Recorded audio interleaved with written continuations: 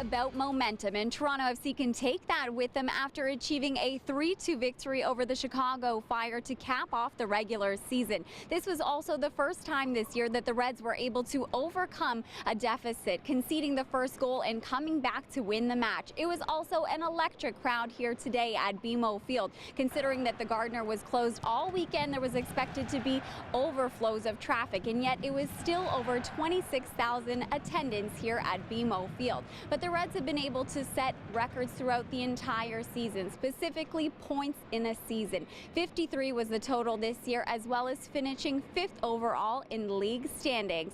Right now we'll hear from defender Justin Morrow, who recorded his 5th goal of the year and coming in 3rd overall in team scoring.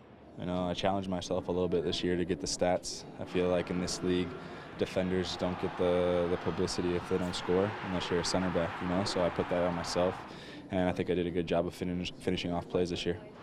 For more analysis on tonight's performance, we check in with Gareth Wheeler and Terry Dunfield.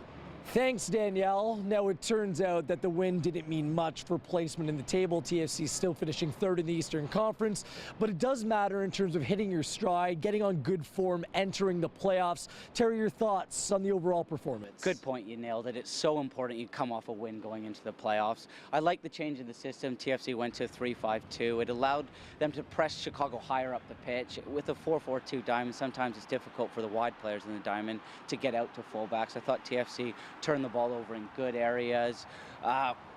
Unfortunately, though, Chicago scored first. It took a little bit of wind out of our sails, but just before halftime, after some good play down the left-hand side, Javinko, some quick feet from him off a layoff from Beitajor, earns a penalty. All of a sudden, we had the momentum going into halftime. In the second half, I thought TFC took it to another level. The tempo was higher. We got some midfield runs from midfield, and we looked very dangerous, and we finished the game very professionally.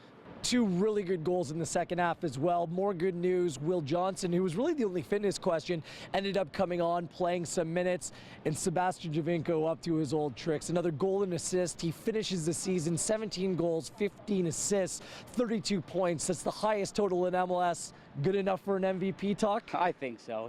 I think he is the MLS MVP. By far, he's the best player in this league. That's now 180 minutes he's got under his belt from coming back from injury.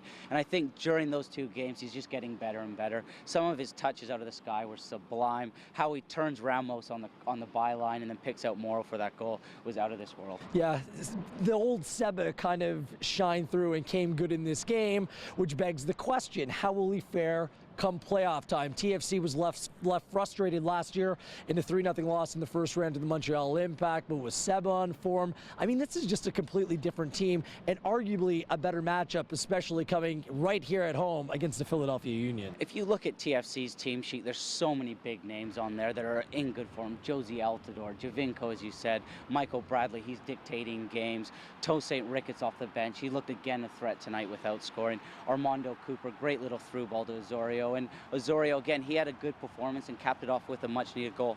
It's hard for me not to think about the what-ifs over the season, not being able to capitalize with the other team a man down, some of the refereeing decisions that went against Toronto FC that made sure that they ended up in the 3rd spot. And one of those decisions came against the Philadelphia Union last month right here at BMO Field.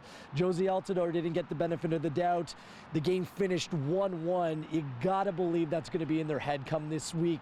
Personally, I much prefer this game against Philadelphia over playing the Montreal Impact. Weird things tend to happen in the 401 derby. Avoid that at all costs. They did, so this is a good matchup for me. Agreed. Also, the teams with this home advantage, they've won all 8 games in the last 3 years. Which is big, the fact that this is going to be a packed crowd here at BMO Field, helping the team celebrate their most successful season in club history. Hey, in the first playoff game ever, not so bad. The 5th best team in MLS over the course of the season.